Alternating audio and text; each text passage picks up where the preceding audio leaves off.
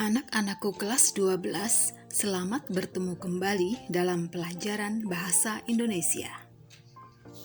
Kali ini kita akan bersama-sama mempelajari tentang teks cerita sejarah. Adapun yang akan kita perdalam pada pertemuan kita kali ini adalah mengenai struktur, ciri-ciri, dan kaidah kebahasaan teks cerita sejarah.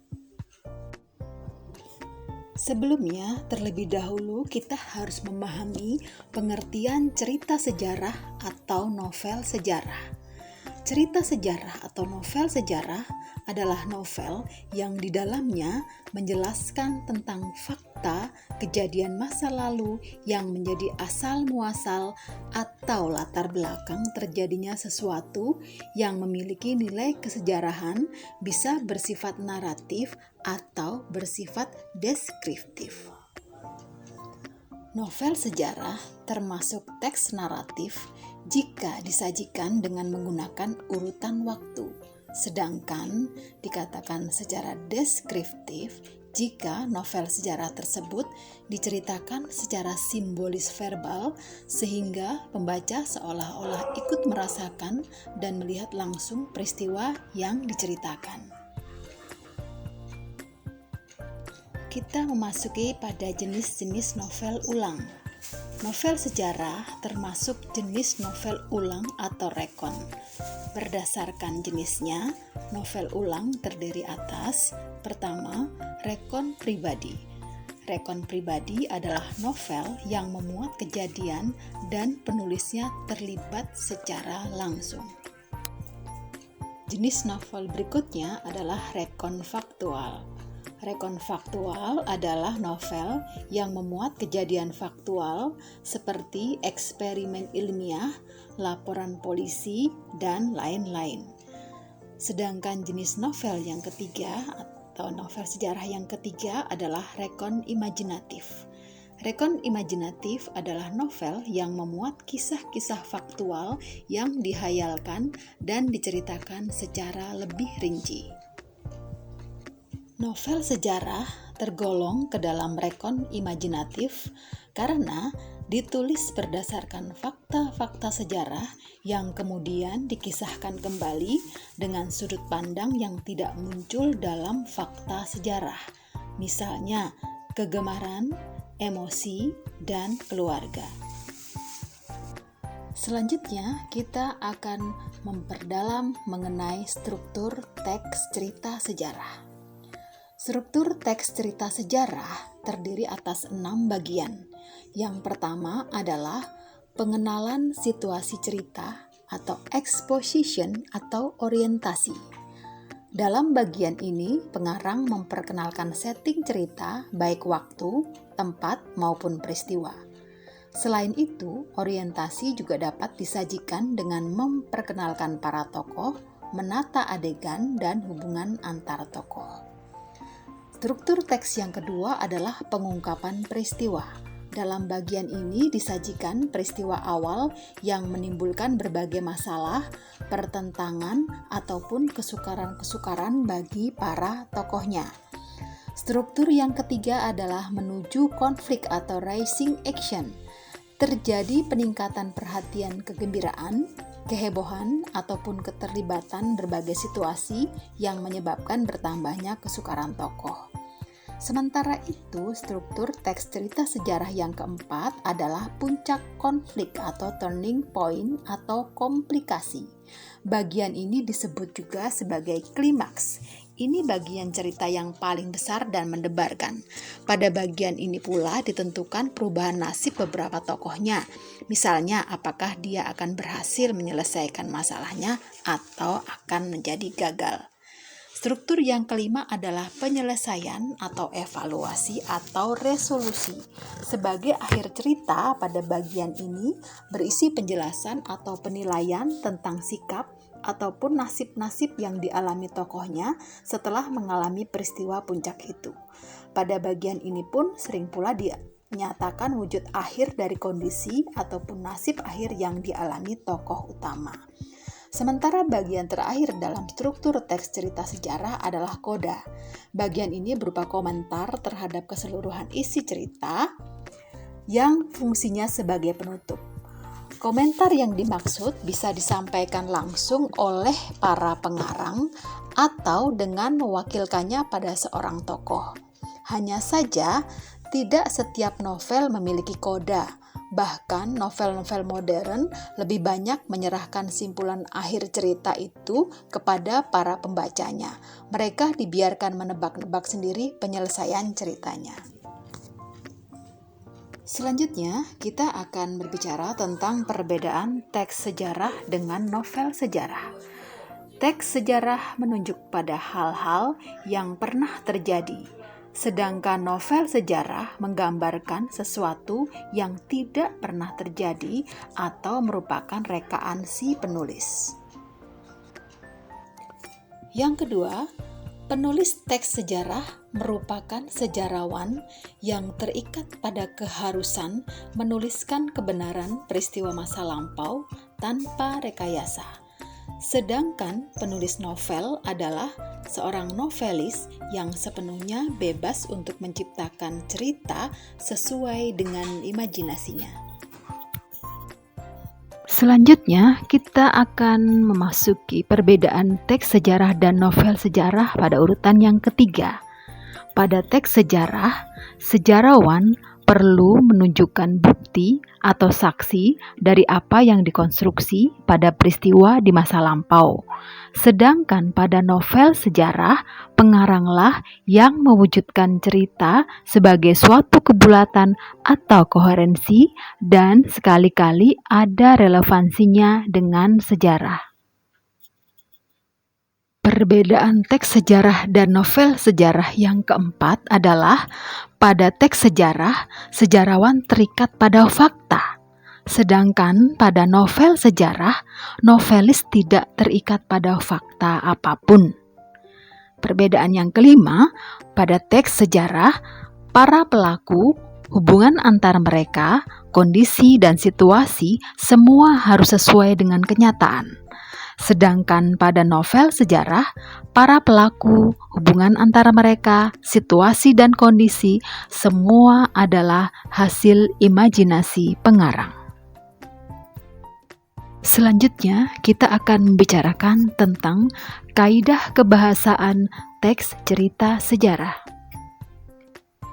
Anak-anakku terkasih, membaca novel sejarah tidak dapat dilepaskan dari bahasa yang digunakan. Seperti diketahui bersama bahwa bahasa novel sejarah yang dianut adalah bahasa yang digunakan dalam karya sastra pada umumnya, yakni konotatif dan emotif.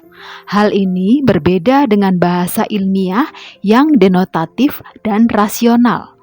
Sekalipun konotatif dan emotif, bahasa novel tetap mengacu kepada bahasa yang digunakan masyarakat atau konvensional agar tetap dipahami oleh pembacanya.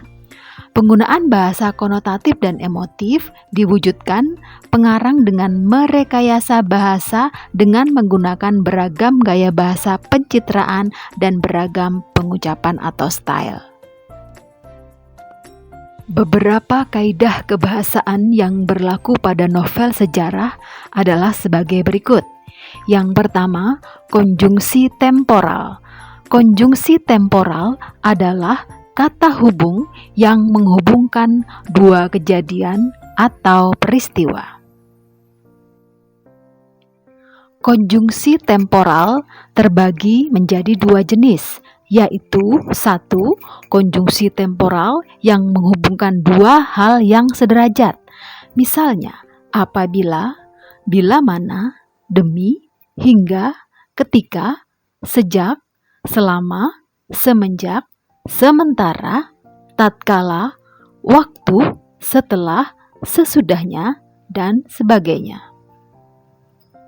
Sementara, konjungsi temporal yang kedua adalah konjungsi temporal yang menghubungkan dua buah kalimat yang sederajat. Contohnya, setelahnya, sesudahnya. Kaidah kebahasaan berikutnya adalah penggunaan kalimat bermakna lampau. Contoh, prajurit-prajurit yang telah diperintahkan membersihkan gedung bekas asrama telah menyelesaikan tugasnya. Di sini menggunakan kata telah diperintahkan. Artinya peristiwa itu sudah terjadi di masa lalu. Kaidah kebahasaan selanjutnya adalah penggunaan kata kerja material, yaitu kata kerja yang menggambarkan suatu tindakan.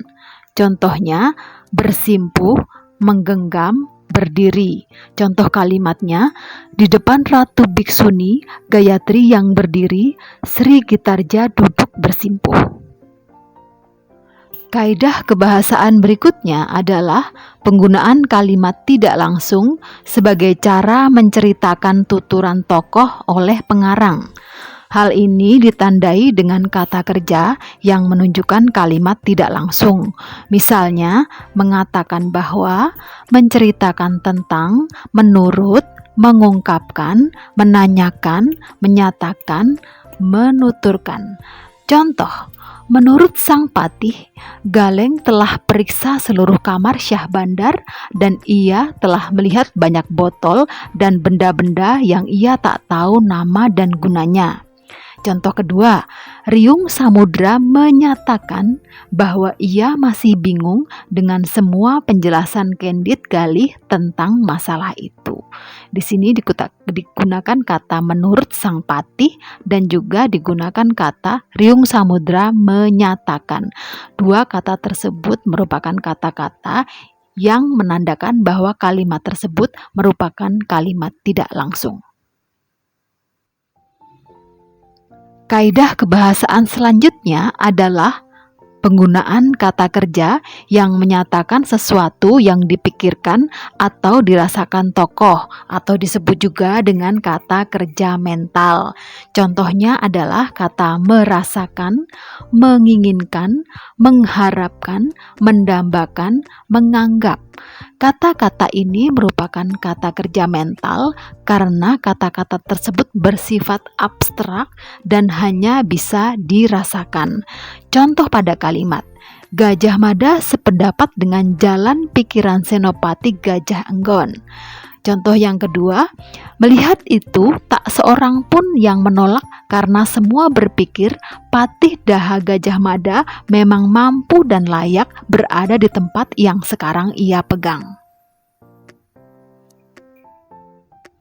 Kaidah kebahasaan berikutnya adalah penggunaan banyak dialog. Hal ini ditunjukkan oleh tanda petik ganda atau tanda petik dua, yaitu petik pembuka dan petik penutup, dan kata kerja yang menunjukkan tuturan langsung. Contohnya, tanda petik buka, mana surat itu? Tanda tanya, tanda petik tutup. Kaidah kebahasaan yang terakhir pada novel sejarah adalah penggunaan kata-kata sifat untuk menggambarkan tokoh, tempat, dan suasana. Contoh, Gajah Mada mempersiapkan diri sebelum berbicara dan menebar pandangan mata menyapu wajah semua pimpinan prajurit, pimpinan dari satuan masing-masing. Dari apa yang terlihat itu, terlihat betapa besar wibawa Gajah Mada. Bahkan beberapa prajurit harus mengakui wibawa yang dimiliki Gajah Mada jauh lebih besar dari wibawa Jayanegara. Sri Jayanegara masih bisa diajak bercanda, tetapi tidak dengan Patih Daha Gajah Mada, sang pemilik wajah yang amat beku itu. Dari sini ibu ambil satu contoh kalimat dari apa yang terlihat betapa besar wibawa Gajah Mada. Hal ini adalah menunjukkan kata-kata sifat yang tercantum dalam novel sejarah. Anak-anakku kelas 12 yang terkasih, demikianlah materi pelajaran tentang teks cerita sejarah, terutama tentang pengertian, struktur, ciri-ciri, dan kaidah kebahasaan teks cerita sejarah. Semoga semakin menambah wawasan kalian tentang apa dan bagaimana novel sejarah tersebut. Kita akan melanjutkan pada materi berikutnya pada pertemuan selanjutnya. Terima kasih, selamat belajar.